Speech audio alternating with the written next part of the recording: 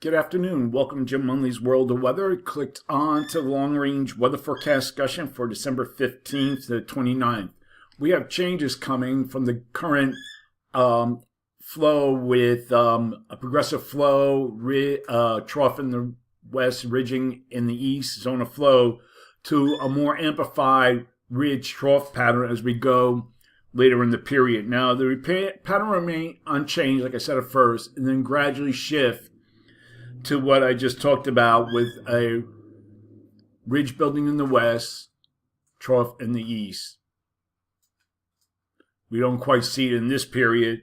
So several disturbances within this upper flow will produce rain and higher elevation snows across parts of the west and spread into the southern plains and across the west central states and into the east. And we'll take a look at that at the surface. You see, here's our first system here. This will be for Sunday into Monday.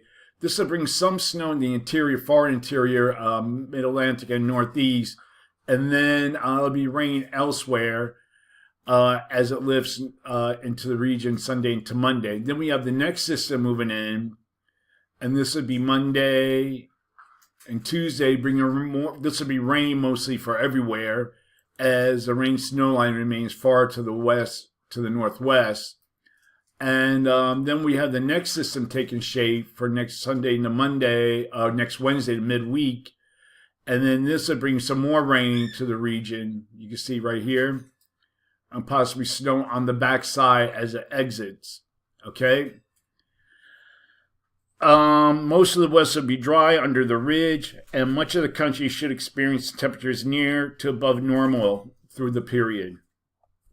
We're going to look at the period for December 20th to the 24th as we go into Christmas Eve. Now we see our ridge trough developing here in for this period. Most of the models showing that. And if we look at the same period over Asia, there's a trough that develops across Asia too. So now we're going to look at this period at the surface, the 20th to the 24th, and it looks like we have a couple chances of some snow in the Mid-Atlantic and North just before Christmas. And here's one system here for next Thursday. Then we go into the weekend, and then you can see another system developing Saturday off the southeast coast. This is GFS for Sunday. Brings some light snow as it moves out. And then look at this.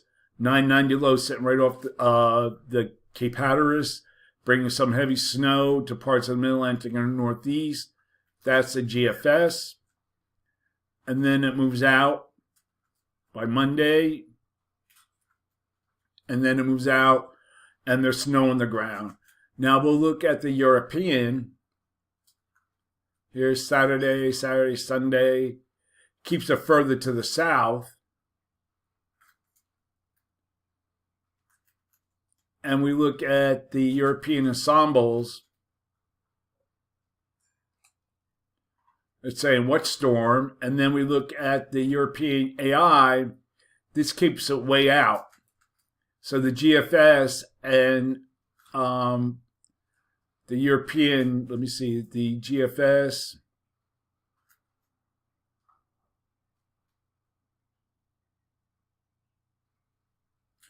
And the European has a storm, but the AI and the ensembles do not. So for this forecast period, I am calling for, and it doesn't even show it in the maps, above normal temperatures for much of this region here. And I'm calling for 8 degrees above normal, mainly in the orange areas. For precipitation, see, this doesn't even show up here. Below normal precipitation here and for here, although some models are hinting that, but I'm keeping this below normal for now. And the anomalies of probability of occurrence is about 35%. Now we're going to look at the period for Christmas Day, the 25th to the 29th. And now we have our trough ridge configuration in place. Still have a trough that begins to lift out of Eastern Asia. So for this forecast period, I am calling for above normal temperatures here, and I'm calling for anomalies to be about 6 degrees or more above normal in the orange area. And for precipitation, calling for below normal precipitation here. Probability of occurrence is 35%, and we have above normal precipitation for this region here. Probability of occurrence is 35%. So that's still like a week or so away. We'll be watching the storms around Christmas time that'll impact travel, and I'll keep you up to date on that.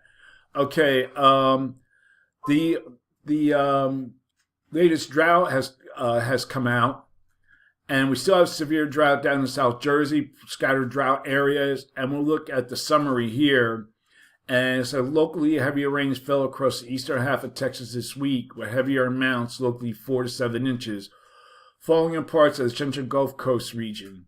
Lighter amounts fell in parts of Mississippi, Alabama, Georgia, Tennessee, and in the Ohio River Valley. Snow, some of it lake effect, fell in parts of the upper Great Lakes. However, lake effect snows fell downwind from Lake Erie, Ontario. Most of the Great Plains and West were dry this week, except for high elevation areas of western Montana and northern Idaho and western parts of Oregon and Washington. And degrading in drought conditions occurred in Southern California, Southern Nevada, parts of high elevations of Wyoming, across portions of the Mississippi River Valley and Florida Peninsula, and parts of Texas. Generally drier weather in Hawaii led to widespread degradation, as was mostly in the Windward Islands, western sides of the islands. Improvement occurred in parts of the east and deep south, Texas, and western Montana, and central Washington, Mississippi, Alabama, Georgia, Tennessee, into the upper peninsula of Michigan, and northeast Minnesota and Erie counties, Pennsylvania, and southwest and south central New York State. That's the summary. So there's been some improvement, not much. Still, we have some severe drought, scattered areas in the west, southwest. So we'll keep an eye on that. We're slowly coming out of the drought here in the east, but it's going to take a lot more. So that's it for now. That's the long-range weather forecast discussion for December 15th to 29th. Thanks for coming to Jim Munley's World of Weather, and have a good day.